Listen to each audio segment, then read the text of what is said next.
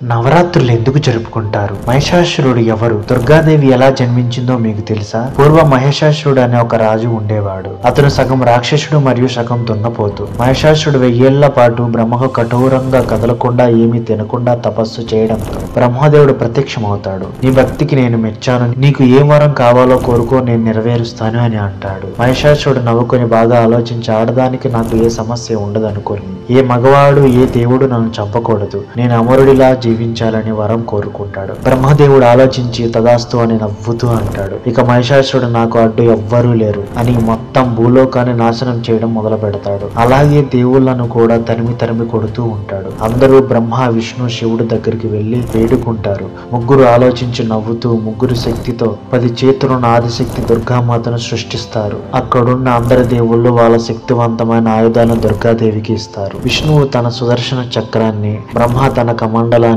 ఇంద్రుడు తన వజ్రాయుధాన్ని, వరుణదేవుడు తన బాణాలన్నీ ఇస్తాడు. యముడు తన శక్తివంతమైన కర్రని, విశ్వకర్మ తన గొడ్డలని, శివుడు శక్తివంతమైన త్రిశూలాన్ని ఇస్తాడు. హిమాలయ పర్వతాలు శక్తివంతమైన సింహాన్ని ఇస్తాయి. అప్పుడు అమ్మవారు అందరికీ నమస్కరించి మహిషాసురుడి దగ్గరికి వెళుతుంది. అప్పటికే కోట్ల మనుషులను చంపేసి ఉంటాడు. మీరు దేవులను పూజించడం ఆపేయండి, మిమ్మల్ని కాపాడడానికి ఎవ్వరూ రారు, ఇక నుండి మీ అందరికీ దేవుడని నేనే అని గర్వంగా చెబుతూ ఉంటాడు. అక్కడున్న ఆడవాళ్ళని బలవంతంగా హింస చేస్తూ ఉంటాడు. అది చూసిన దుర్గాదేవి కోపం మరింత ఎక్కువైంది. ఓరి మహిషాసుర అని గట్టిగా అరవడంతో ఆ శబ్దానికి సింహాసనం మీద కూర్చుని ఉన్నవాడు ఉలిక్కిపడి కింద పడతాడు. ఈ రోజు నీ చావు నా చేతుల్లో రాసి పెట్టిందిరా, వచ్చి నాతో యుద్ధం చెయ్యి అని అంటుంది. మహిషాసురుడు అమ్మవారిని చూసి నవ్వుకొని, ఎంతమంది రాజులు దేవుళ్ళు నన్ను ఏమీ చేయలేకపోయారు, కేవలం ఈ ఆడది నన్ను ఏం చేస్తుంది అని పక్కనున్న ఆడవాళ్ళ జుట్టు పట్టుకొని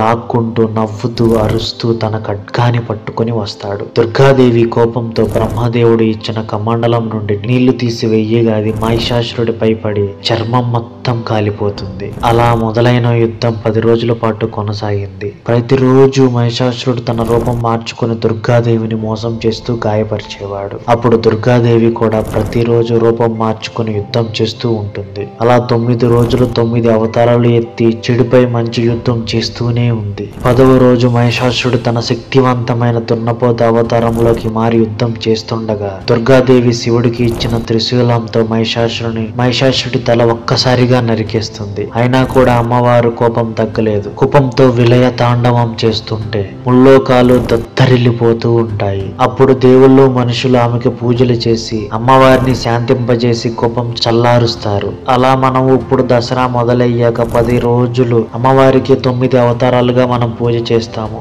అలాగే చివరి రోజు రాముడు రావణుని చంపిన రోజు కాబట్టి ఆ రోజు రావణుడి బొమ్మను మనం కాల్చేస్తాం. ఇలా ఇద్దరి క్రూరమైన రాక్షసులను మన దేవుళ్ళు ఓడించారు కాబట్టి చెడు మీద మంచి గెలిచింది అని అంటాము. ఇప్పుడు అందరికీ నవరాత్రి అంటే ఏంటో, ఎందుకు జరుపుకుంటామో అర్థమైంది కదా. అలాగే అమ్మవారు ఆ 9 నవరాత్రులు లేవు, అవతారాలు వెనుకున్న కథ తెలుసుకోవాలంటే మన ఛానల్ ని సబ్స్క్రైబ్ చేసుకుని కామెంట్ చేయండి. వెంటనే వీడియోని రెడీ చేసి అప్లోడ్ చేస్తాం. సో ఈ వీడియో మీరు ఎంతో కొంత కొత్త ఇన్ఫర్మేషన్ తెలుసుకోవడానికి ఉపయోగపడిందని ఆశిస్తున్నాను. Thank you for watching this video.